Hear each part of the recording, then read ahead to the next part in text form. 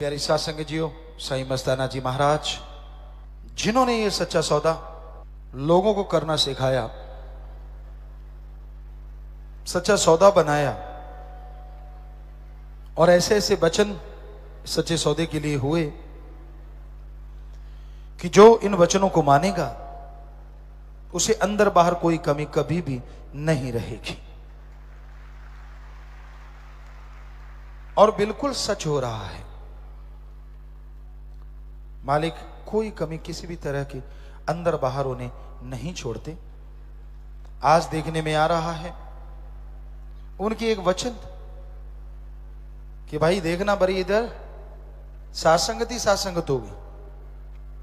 परम पिता शास्त्र राम जी महाराज ने फरमाया, साईं जी के जो वचन हैं कि यहां से अगर थाली फेंकें सरसा की तरफ तो ऊपर ही ऊपर रहेगी, तो दिन दुगनी रात चौगनी वो बढ़ते जाएंगे। और यही हकीकत है। आज जिधर भी निगाह मारो राम नाम के दीवानों का हड़ आता है, एक तूफान सा आ जाता है जो बेमिसाल है, जो बहुत बड़ी बात है। सच्चे सौदे की तरफ अल्लाह वाहिगुरु राम गौड़ खुदा रब के पुजारियों की तरफ अगर कोई एक कदम भी बढ़ाता है तो मालिक हजारों कदम उनकी तरफ बढ़ा चला आता है। पर कुछ लोग ऐसे भी होते हैं जो बीच में रह के कुछ बुरी सोचते हैं, बुरा करते हैं, तो कुलों तक का खात्मा होते हमने अपनी आंखों से देखा है। आप लोग भी उन लोगों को जानते हैं, कहां गुड्डी आसमानों पे घूमती थी और अब गुड्डी का पता ही नहीं कहां चलेगी वो पतंग।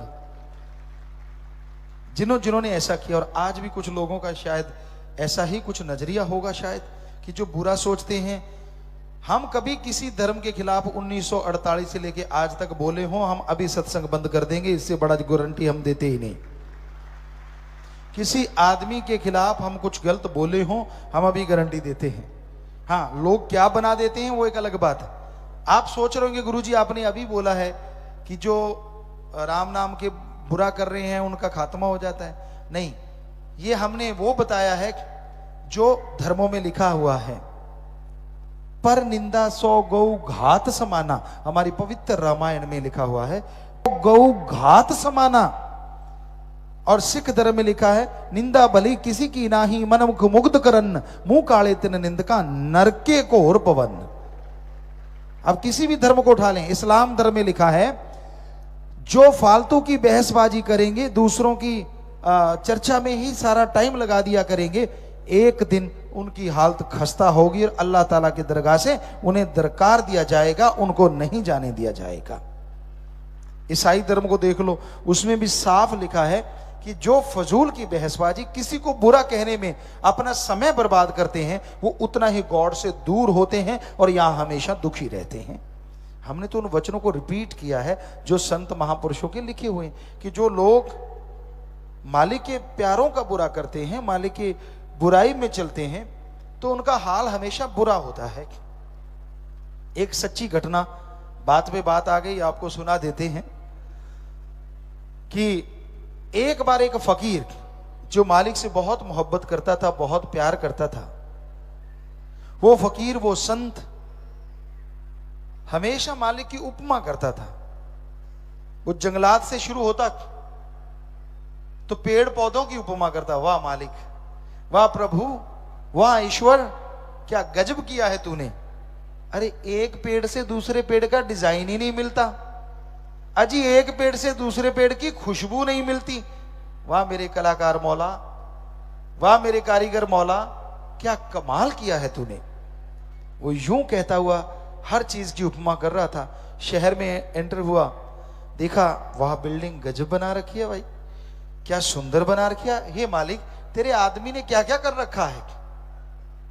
करते करते करते करते अचानक एक बहन सिर नहाई हुई थी और वो कोठे के ऊपर थी, तो उसने ऐसे फकीर करते करते जब उधर देखा, वाह मालिक तेरी खूबसूरती का कोई अंत ही नहीं, क्या खूबसूरत बहन को बनाया है। अब उसके कानों में लड़की के पड़ा कि ये फकीर मुझे कुछ कह रहा है। कहते क्या कह रहे हो बाबा। कहने लगा, बेटी मैं ये कह रहा हूं, वाह भगवान तूने क्या खूबसूरती कला की है, कितना सुंदर बनाया है आपको। तो उसने शोर मचा दिया कि ये संत जो है, ये बाबा जो है, ये सौदाई हो गया, मेरे पीछे पागल हो गया, मुझे गलत बोल रहा है। कहता ना बहन ना, मैं कुछ गलत नहीं, मैं तो उस मालिक की तारीफ कर रहा हूं, प्रभु की। तो फकीर चल पड़ा, लोगों ने घेर लिया, कहने लगे बाबा क्या बोला? कि मैंने तो ये बोला। इतने में एक आदमी आया, कुछ पूछा नहीं, बताया नहीं, फकीर को मारने लगा। फकीर चुपचाप रहा। 2-4 मारने के बाद कहते ऐसा बोलेगा कभी? कहता हाँ, हमेशा ही मालिक की तो मैं उपमा करता हूं।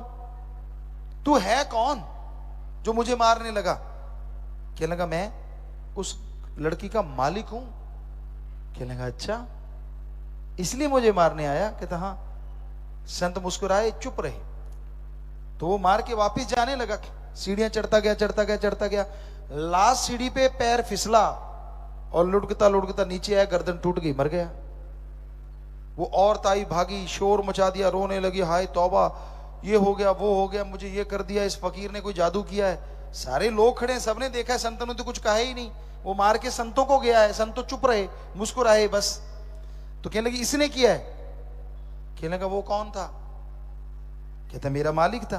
कहते इस संत कहने लगे इसलिए मुझे पीट के गया? कहते हाँ। कहते फिर मेरा भी कोई मालिक है जिसका नाम भगवान है। तेरे वाला मुझे पीटने आ गया, मेरे वाले ने तेरे वाले को कुछ कह दिया, ये तो मालिकों मालिकों की बात है, आपा क्यों लड़ रहे हैं? तो भाई अगर कोई इस बुत्ते पे या पैसे के दम पे या किसी को बुरा कहता है तो फिर मालिक तो सबका है।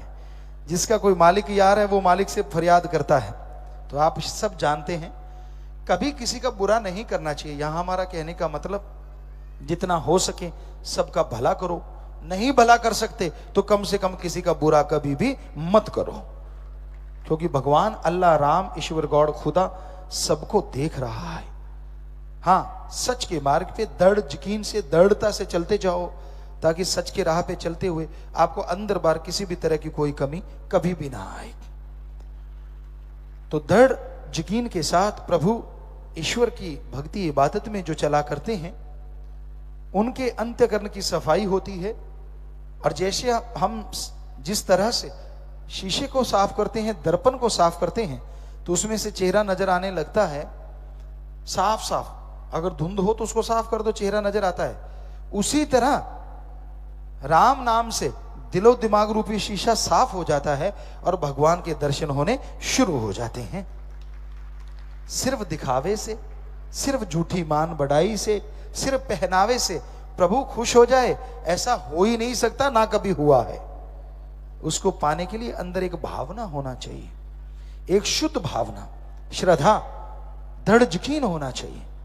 जैसे आप अपने बेटे के लिए, अपनी बेटी के लिए तड़प जाते हैं, व्याकुल हो जाते हैं, उसी तरह आप भगवान के लिए कभी व्याकुल होके देखो, ईश्वर के लिए कभी व्याकुल होके देखो।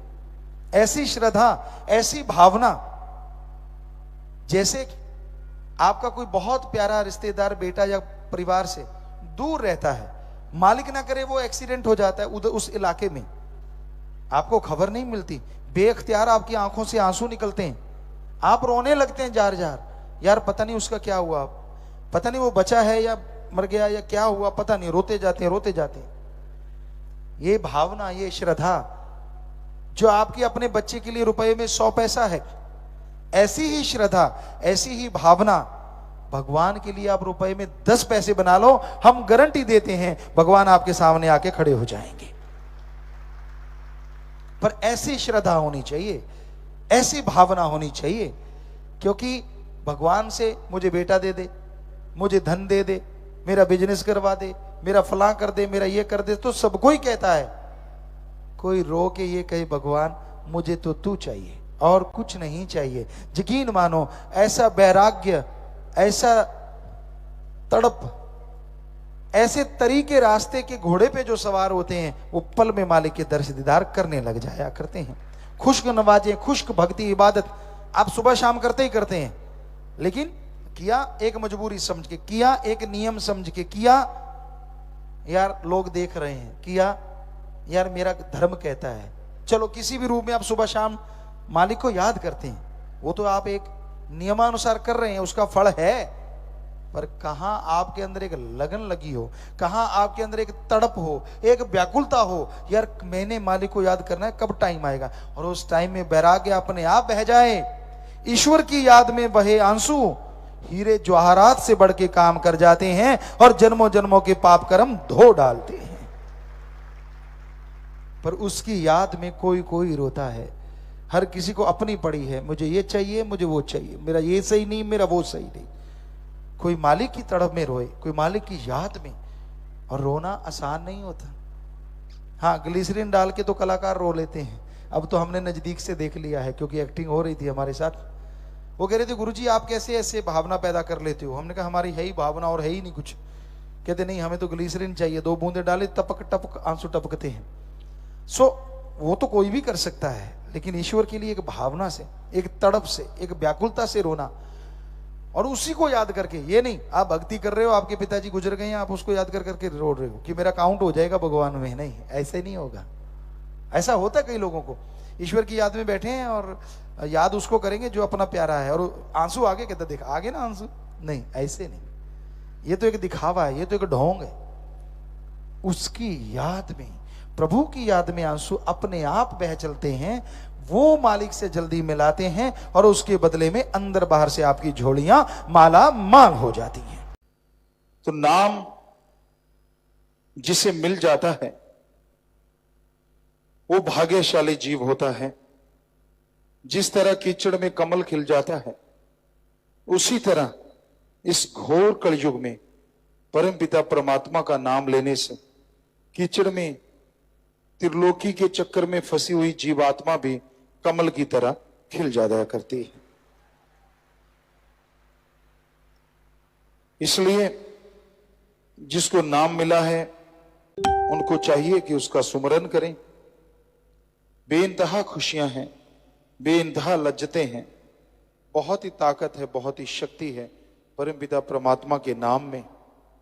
इंसान को जो उसके कर्मों में लिखा है वो मिलता है, और जो कर्मों में नहीं लिखा ईश्वर के नाम से वो भी मिल सकता है। कर्म का लेखा जोखा भगवान के द्वारा होता है। कहते हैं जो भगवान ने लिख दिया, जो कर्मों में लिखा गया वो तो मिलेगा, इसमें कोई दो राय नहीं। लेकिन जो नहीं लिखा, भगवान के नाम से आप उसे अपने भाग्य में लिख सकते हैं। इतनी ताकत है ईश्वर के नाम में, इतनी शक्ति है भगवान के नाम में। आप दुनिया में हर अच्छे नेक क्षेत्र में सक्सेस होना चाहते हैं, सफलता हासिल करना चाहते हैं, और उसके लिए आप अपने तन से, अपने दिमाग से पूरा जोर लगाते हैं, पर फिर भी कई बार सफलता आपके हाथ में आके फिसल जाती है। पूरी मेहनत करने के बावजूद आप कामयाब नहीं हो पाते। कई लोग ये सवाल करते हैं कि गुरुजी ऐसा क्यों होता है? हमने इस जिंदगी में कभी किसी का कोई बुरा कर्म नहीं किया, हम मेहनत करते हैं, कड़ा परिश्रम करते हैं, फिर भी जो सक्सेस हमें मिलना चाहिए वो हमें नहीं मिल पाता। इसकी क्या वजह है? इसकी वजह है कर्म रोग, कर्मों का चक्र।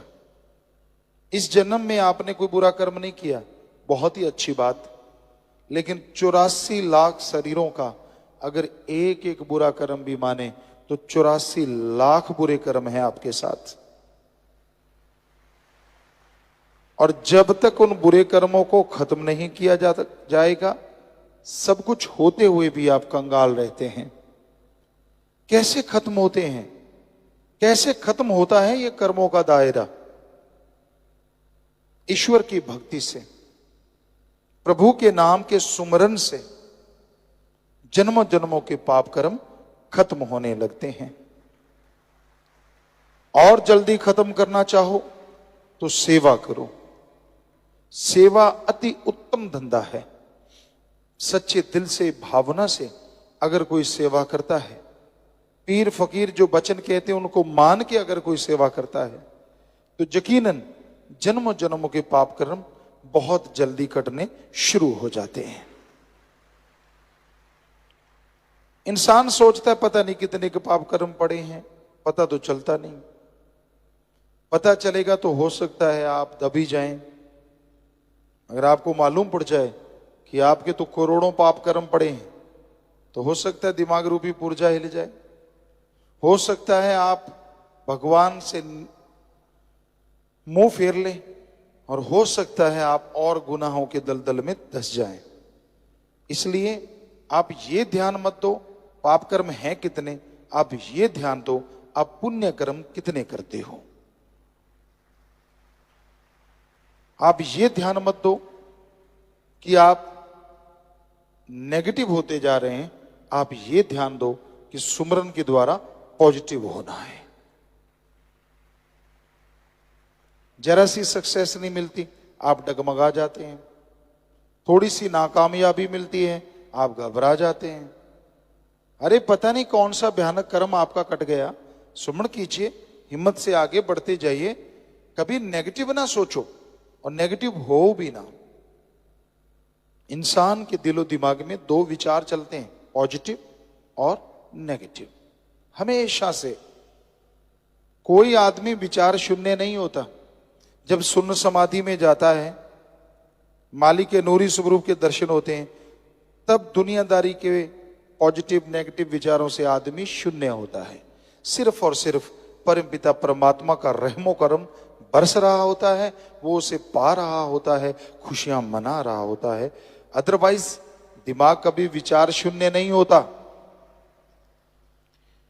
इसमें विचार चलते रहते हैं, कभी नेगेटिव कभी पॉजिटिव। पर इसका मतलब ये नहीं है कि पॉजिटिव विचार आ गए तो आप फूल के कुप्पा हो जाओ, नेगेटिव विचार आ गए तो चारपाई पकड़ लो कि यार विचार ही बड़े गलत आ रहे हैं, क्या करें, मर गए, हरे तौबा। ठीक है, तौबा करना अच्छी चीज है, लेकिन ऐसा करने से नेगेटिव विचार खत्म नहीं होते। अपने आप नेगेटिव विचार खत्म होते चले जाएंगे। का आना जाना लगा रहता है। विचारों को सुन के उस पे अमल ना करो। जो बुरे विचार आते हैं, जो नेगेटिव आता है, विचारों का क्या है। कहते हैं बेटे का नेगेटिव मां पहले सोचती है। उदाहरण के तौर पे बेटा जहाज पे सफर करता है, मां सोचती है जाता जाता जहाज ही ना फट जाए। अब ये तो नहीं सोचती कि कहां 24 घंटे में पहुंचना था, इतना खज्जल खुआर होता कहां 2 घंटे में पहुंच जाएगा, वो तो नहीं ध्यान देती। तो कहते हैं कि नेगेटिव मां पहले सोचती है, पॉजिटिव बाद में। ये कहावत है। पर उसके नेगेटिव सोचने से कितनी बार जहाज फटा है? कभी हुआ ऐसा? नहीं हुआ। तो फिर क्यों नेगेटिव विचारों के लिए बीमार होना? आ गए, परवाह ना करो, सुमरण करो। 5 मिनट भी कर लिया, सेवा कर ली, तो वो उसका असर खत्म हो गया और आपको कोई पाप गुना नहीं लगता। पॉजिटिव विचार आ गए तो उन पे जल्दी से अमल कर लो। अच्छे नेक विचार आ गए, भला करने के विचार आ गए, कहीं चले ना जाएं, उनको पकड़ लो और जल्दी से भले काम कर डालो। क्योंकि मन बड़ा शैतान है, ये भले विचारों को ज्यादा देर टिकने नहीं देता, उड़ा देता है। कुछ ना कुछ दिखा दिया, कुछ ना कुछ सोच दिया, कोई सब्ज बाग बना दिए और आदमी गुमराह हो जाता है। इसलिए भले विचारों का पीछा करते रहो, नेगेटिव विचारों को छोड़ते जाओ। विचारों का आना जाना लगा रहता है, इनके लिए टेंशन ना करो। ये तो एक आम क्रिया प्रतिक्रिया है जो इंसान के अंदर चलती रहती है। बस सुमरण करते रहो। सेवा जिनको मिलती है वो अति भाग्यशाली है, बाकी उनके जन्मों जन्मों की भक्ति है। इस कलयुग में सेवा करना बड़ा मुश्किल है। वचनों पे रह के जो सेवा करते हैं, यकीनन मालिक उनके जन्म जन्मों के पाप कर्म काट देते हैं और दया में रहमत से माला माल कर देते हैं। तो इसलिए भले कर्म करो, अच्छे कर्म करो, मालिक से मालिक को मांगा करो, ताकि मालिक की तमाम खुशियां जो आपके लिए लिखी हैं आपकी झोली में आए, और जो नहीं लिखी वो सुमरन से, सेवा से आप लिख डालो, ताकि वो खुशियां भी मिलें जिसकी आपने कभी कल्पना भी नहीं की होती।